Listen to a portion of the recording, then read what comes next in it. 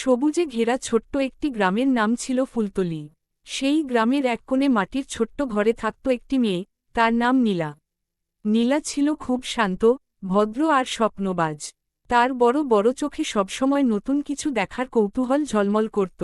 সে গ্রামের অন্য মেয়েদের মতো শুধু খেলাধুলা করেই সময় কাটাত না, বরং বই পড়তে খুব ভালোবাসত। নীলার বাবা ছিলেন একজন কৃষক। প্রতিদিন ভোরে তিনি মাঠে কাজ করতে যেতেন। মা ঘরের কাজ করতেন আর নীলাকে খুব আদর করতেন। সংসার খুব ধনী ছিল না, কিন্তু ভালোবাসার কোনো অভাব ছিল না। নীলার সবচেয়ে প্রিয় সময় ছিল সন্ধ্যা। সন্ধ্যা হলেই সে বাড়ির উঠোনে বসে আকাশের তারা দেখত। সে ভাবত, একদিন সে অনেক বড় হবে, পড়াশোনা করে নিজের গ্রামের মানুষের জন্য কিছু করবে। গ্রামের স্কুলে নীলা ছিল সবার প্রিয় ছাত্রী। তার শিক্ষকরা বলতেন, এই মেয়েটা একদিন অনেক বড় মানুষ হবে। নীলা পড়াশোনায় খুব মনোযোগী ছিল। কিন্তু তার জীবনে একটা বড় কষ্ট ছিল, তার স্কুলে বইয়ের খুব অভাব। অনেক সময় পুরনো ছেঁড়া বই নিয়ে তাকে পড়তে হতো।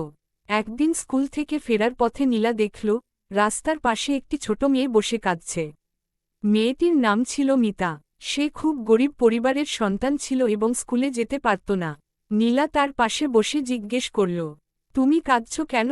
মিতা বলল, আমারও স্কুলে যেতে ইচ্ছে করে, কিন্তু আমার বই নেই, খাতা নেই। নীলার মন খুব খারাপ হয়ে গেল।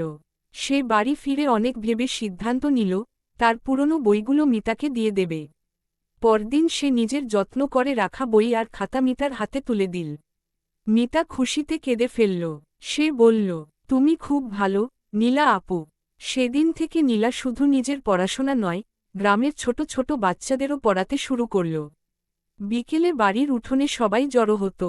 নীলা তাদের গল্পের ছলে অক্ষর শেখাত, সংখ্যা শেখাত, আর ভালো মানুষ হওয়ার শিক্ষা দিত। ধীরে ধীরে পুরো গ্রামে নীলার নাম ছড়িয়ে পড়ল।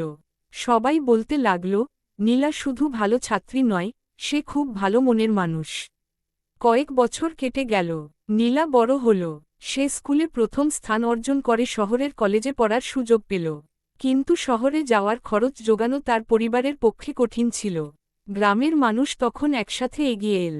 কেউ টাকা দিল, কেউ বই কিনে দিল, কেউ কাপড় দিল। সবাই চেয়েছিল নীলা যেন তার স্বপ্ন পূরণ করতে পারে।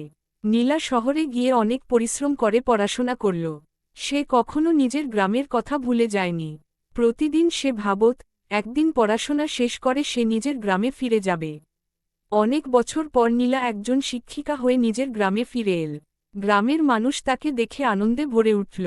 নীলা গ্রামের স্কুলটিকে নতুনভাবে গড়ে তুলল। সে ছোট ছোট বাচ্চাদের জন্য নতুন বই, খাতা আর বেঞ্চের ব্যবস্থা করল। মিতা, যে একদিন রাস্তার পাশে বসে কাঁদছিল, সেও তখন বড় হয়ে নীলার সঙ্গে স্কুলে পড়াতে সাহায্য করত। একদিন সন্ধ্যায় নীলা আবার সেই পুরনো উঠোনে বসে আকাশের তারা দেখছিল। তার মা পাশে এসে বললেন, দেখেছ মা, তোমার স্বপ্ন সত্যি হয়েছে। নীলা মুচকি হেসে বলল, আমার স্বপ্ন শুধু আমার ছিল না, এই গ্রামের সবার স্বপ্ন ছিল। এরপর থেকে ফুলতলি গ্রামটি শিক্ষার আলোয় ভরে উঠল। গ্রামের সব মেয়েরা নীলাকে দেখে অনুপ্রাণিত হতে লাগল। তারা বুঝতে শিখল, স্বপ্ন দেখলে আর পরিশ্রম করলে সবই সম্ভব।